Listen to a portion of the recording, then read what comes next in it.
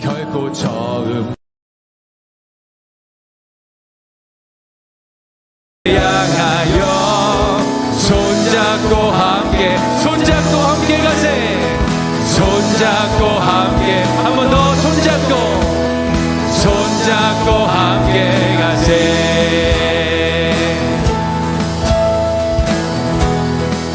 주와 같이 길 가는 것, 주와 같이 길 가는 것 즐거운 일 아닌가. 우리 주님 걸어가신 발자취를 밟겠네.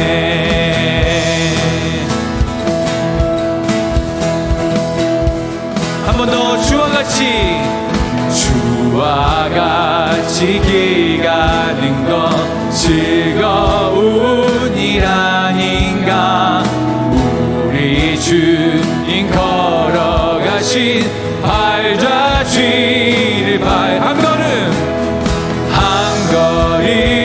한 걸음 주 예수와 함께 날마다 우리 걸어가리.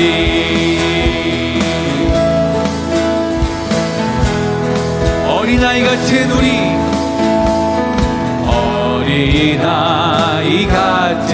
우리 미련하고 약하나 주의 손에 이끌리어 생명길로 가겠네. 아멘. 꽃이 피는 들판이나 험한 골짜기라도 주가 인도하는 대로 주와 같이 가겠네. 한 걸음 주 예수와 함께 날마다 우리 걸어. 한 걸음 주 예수와 함께 날마다 한 번 더 고백하겠습니다. 한 걸음 주 예수와 함께 날마다 우리 걸어가리. 아멘. 주님과 함께 걸어가는 그 길 가운데 우리 함께 손잡고 나가기를 간절히 소망합니다. 할렐루야.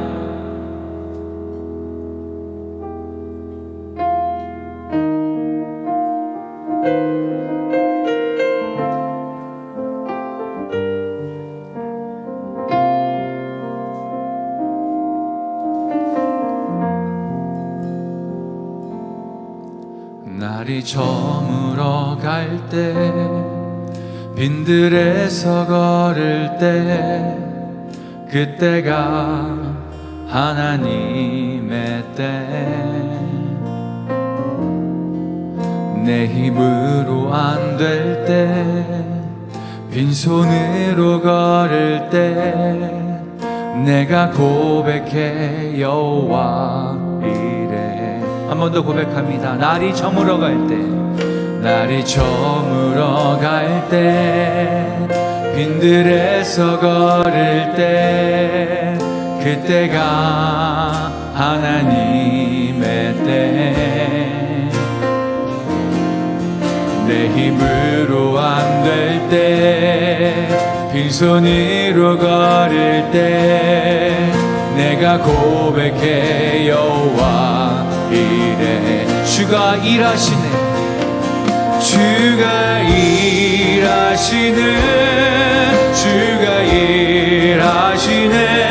주께 아끼지 않는 자에게 주가 계시네. 주가 일하시네. 신뢰하며 걷는 자에게 우리 모인 이곳에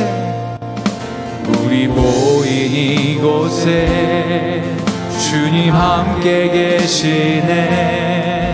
누리네 아버지 은혜.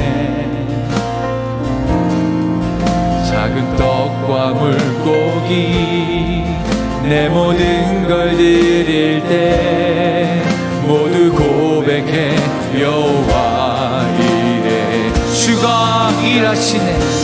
주가 일하시네. 주가 일하시네. 주께 아끼지 않는 자에게 주가 일하시네. 주가 일하시네. 신뢰하며 걷는 자에게 주가 일하시네. 주가 일하시네. 주가 일하시네. 주께 아끼지 않는 자에게 주가 일하시네. 주가 일하시네. 신뢰하며 걷는 자에게 날이 저물어 갈 때 날이 저물어 갈 때 빈들에서 걸을 때 그때가 하나님의 때. 내 힘으로 안 될 때 빈손으로 걸을 때 내가 고백해 여호와 우리 모인 이곳에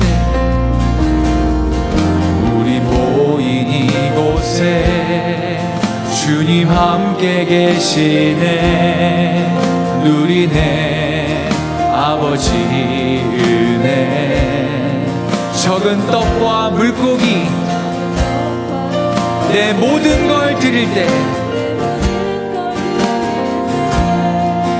모두 고백해 여호와 이래. 주가 일하시네. 주가 일하시네. 주가 일하시네.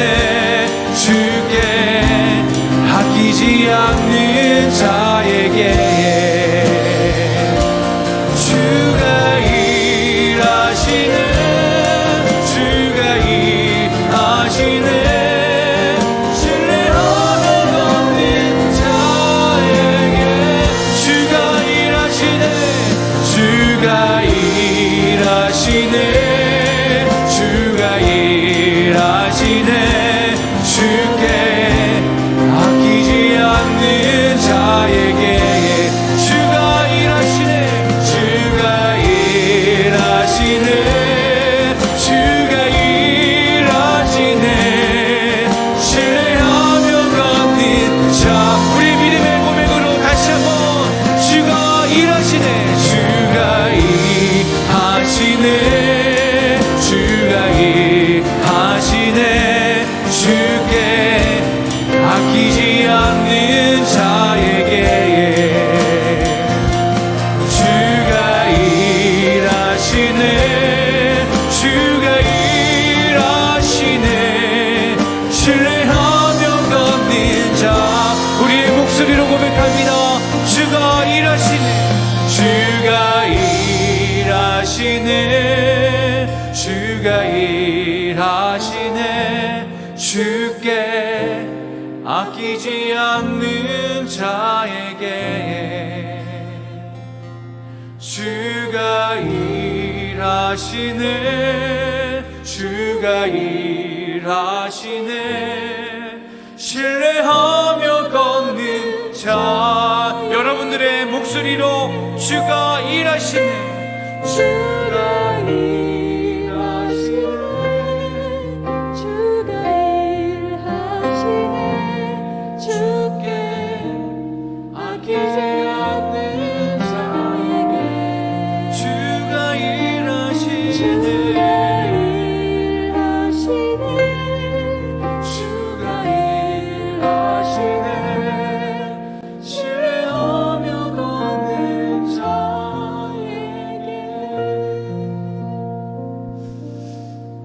우리가 이 시간 믿음의 눈을 들어서 주님을 다시 한번 바라보길 원합니다. 주님께서 우리에게 물으시는 것 같습니다. 네가 나를 믿느냐?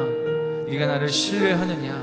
눈에 보이는 것 가운데 집중하지 아니하고 눈에 보이지 않지만 이 시간도 역사하시는 주님의 일하심에 우리가 다시 한번 믿음의 눈을 들어 주님을 바라보길 소원합니다라고 우리 좀 간절하게 기도하며 나아갔으면 좋겠습니다. 눈에 보이는 것들, 내 눈에 잡히는 모든 상황들은 아무런 소망이 없고 넘어지기 일수인 나의 비참한 모습밖에 없지만 눈에 보이지 않게 나를 보살펴 주시고 이끌어 주시고 모든 상황 가운데 진리로 인도해 주시는 성령님의 일하심과 하나님의 역사하심을 우리가 이 시간 다시 한번 신뢰함으로 따라가기 원한다고, 우리 가운데 다시 한번 믿음으로 주님을 바라볼 수 있도록 인도해 달라고 간절히 주님 앞에 기도하며 함께 나아가도록 하겠습니다. 함께 기도합니다.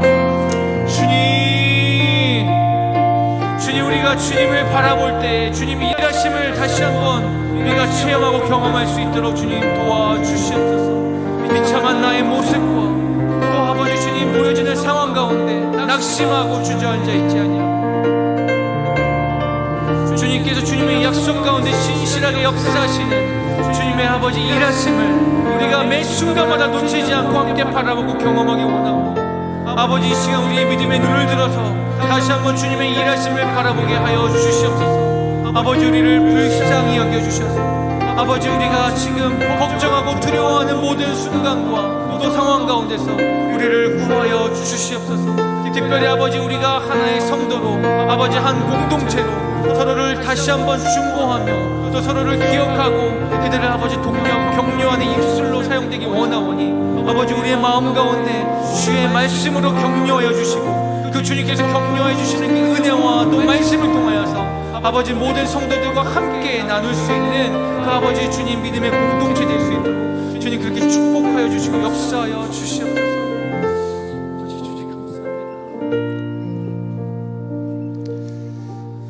코로나로 인하여 세상이 멈추었다고 이야기할 때, 그러나 우리 주님은 여전히 일하고 계시는 줄로 믿습니다. 그러나 그 일하시는 주님은 누구나 보는 것이 아니라 주님을 신뢰하며 나아가는 자들에게 보이게 되는 줄로 믿습니다. 하나님, 그 주님을 우리가 예배 가운데 다시 바라봅니다. 그 주님을 또 신뢰하고, 그래서 불편하고 힘들었던 또 불안정했던 우리 마음들이 다시 한번 이 예배의 시간을 통하여 사실 주 안에서 주시는 평안을 되찾고 또 안정을 누리고 또 안심하며 나아가는 우리가 되기를 소망합니다. 오늘 예배 가운데 주여 우리에게 말씀하옵소서. 우리가 듣겠나이다. 또 듣고 하나님의 말씀에 반응하겠나이다. 오늘 귀하게 주님과 깊은 교제 가운데 또 들어가고 주님을 깊이 바라보며 또 주님과 함께 기쁨과 감사의 시간이 되는 이 예배 시간 되게 하여 주옵소서. 예수님 이름으로 기도 올려드립니다. 아멘. 네. 오랜만에 금요 기도회를 또 이렇게 온라인으로 또 같이 늘 온라인으로 해왔지만 우리가 또 줌으로 드리다가 또 이렇게 하니까 또 새로운 것 같습니다. 오늘 금요 기도 가운데 큰 은혜가 있기를 사모합니다. 기적이 일어나는 조건이라는 제목으로 우리가 같이 말씀을 우리가 나누도록 하겠습니다. 요한복음 6장 5절에서 11절까지 말씀입니다. 요한복음 6장 5절에서 11절까지 우리 말씀 좀 볼까요? 네. 저와 여러분이 한 절씩 교독하면 좋겠습니다. 제가 먼저 5절부터 읽도록 하겠습니다. 예수께서 눈을 들어 큰 무리가 자기에게로 오는 것을 보시고 빌립에게 이르시되 우리가 어디서 떡을 사서 이 사람들을 먹이겠느냐 하시니, 이렇게 말씀하시면 친히 어떻게 하실지를 아시고 빌립을 시험하고자 하심이라. 빌립이 대답하되 각 사람으로 조금씩 받게 할지라도 200데나리온의 떡이 부족하리이다. 제자 중 하나 곧 시몬 베드로의 형제 안드레가 예수께 여짜오되 여기 한 아이가 있어 보리떡 5개와 물고기 2마리를 가지고 있나이다. 그러나 그것이 이 많은 사람에게 얼마나 되겠사옵나이까? 예수께서 이르시되 이 사람들로 앉게 하라 하시니 그곳에 잔디가 많은지라 사람들이 앉으니 수가 5,000명쯤 되더라. 같이 읽겠습니다. 예수께서 떡을 가져 축사하신 후에 앉아있는 자들에게 나눠주시고 물고기도 그렇게 그들의 원대로 주시니라. 아멘. 오늘 우리가 잘 아는 오병이의 기적의 말씀이면서 또 오늘 큐티의 본문 내용이죠. 이 말씀으로 같이 좀 나누도록 하겠습니다. 기적 그러면 우리가 흔히 이렇게 생각하기 좋죠. 어느 날 갑자기 예고 없이 찾아오는 아주 신비로운, 그러나 아무 데서나 일어나는 게 아니라 특별한 장소에 특별한 시간에 특별한 사람에게만 이렇게 주어진다, 우리가 생각하기 쉽습니다. 다시 이야기하면 기적은 말 그대로 기적적으로 전격적으로 이루어진다고 생각하게 됩니다. 그러나 기적은 한여름철 예고 없이 쏟아지는 소나기처럼 갑자기 이루어지는 것은 아닙니다. 오늘 본문에 하나의 기적이 소개가 되고 있는데요. 이 기적은 그냥 어느 날 갑자기 전격적으로 이루어진 것이 아니라 충분히 그 기적의 조건이 채워졌을 때 그 자리에 일어나게 되는 것이죠. 자, 그러면 기적이 일어나는 조건들은 뭐 어떤 것들이 있는지 좀 보도록 하겠습니다. 먼저요, 기적은 전적으로 하나님이 허용하셔야 일어납니다. 기적이 너무 기적 같아서 하나님이 오마이갓 할 정도로 이렇게 하나님이 깜짝 놀랄 만한 기적이 일어나지는 않습니다. 왜냐하면 모든 기적은 하나님이 허용하셔야 일어나기 때문에 그렇습니다.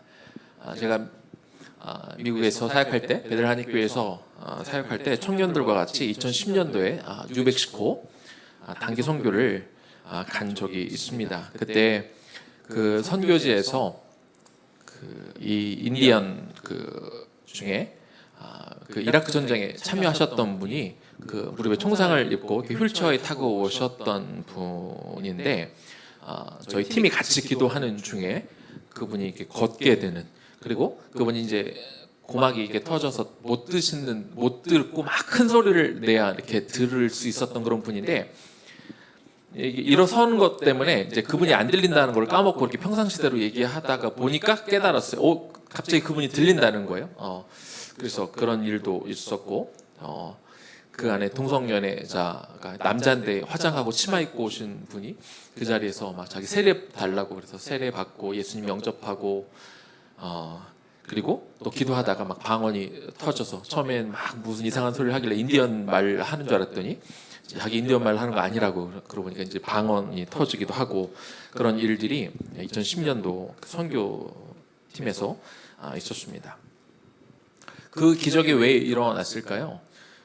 아마 우리가 쉽게 생각하기는 선교팀이 기도했기 때문에, 같이 그 영혼들을 붙잡고 기도했기 때문에 그런 기적이 일어났다고 말하기 쉽습니다. 그러나 그것은 정답이 아닙니다.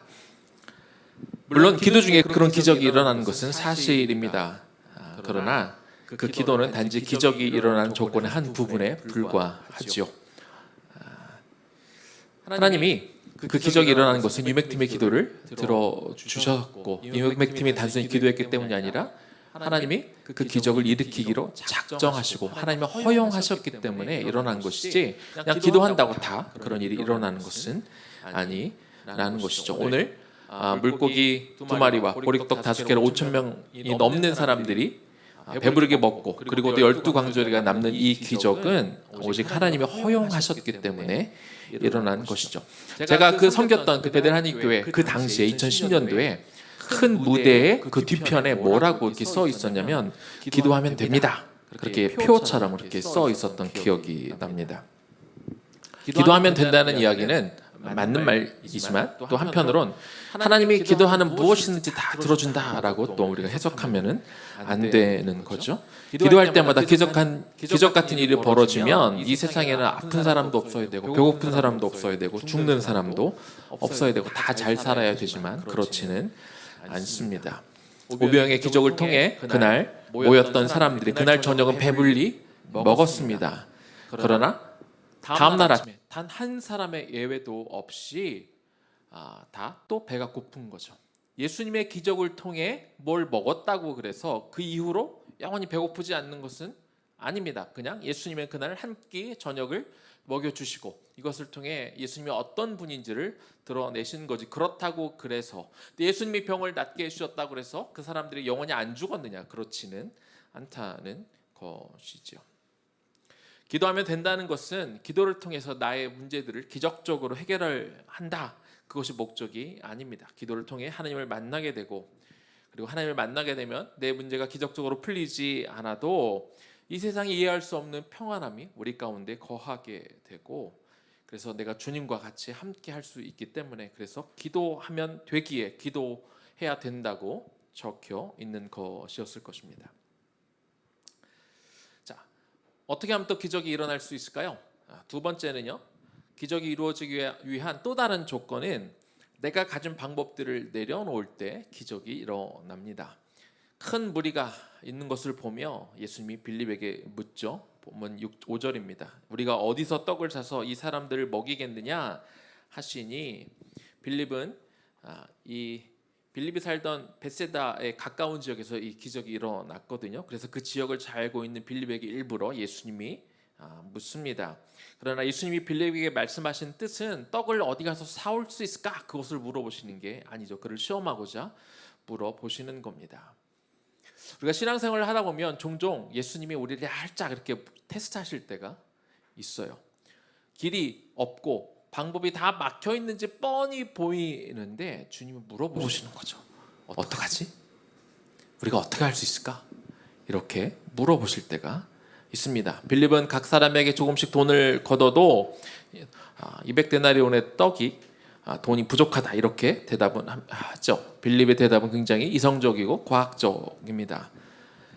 그런데 이런 과학적이고 합리적인 대답을 우리가 종종 하나님 앞에 할 때가 많습니다. 뭔가를 해야 된다고 느꼈을 때 하고는 싶지만 내 은행에 돈이 없어 못해.